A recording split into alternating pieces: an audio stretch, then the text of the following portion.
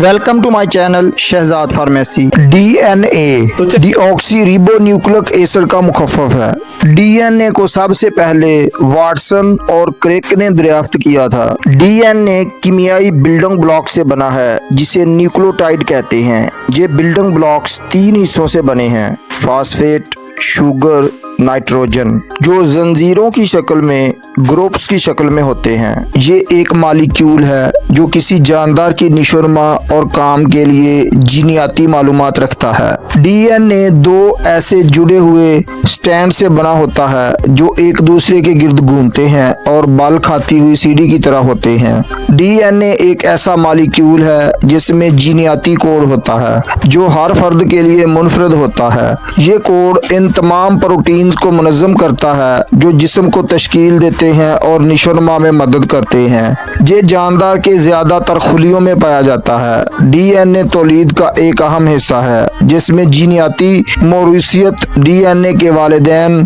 या वालिदैन से औलाद में मुंतकिल होने के जरिए होती है। हमारे जिस्म में 10 खरब सेल होते हैं।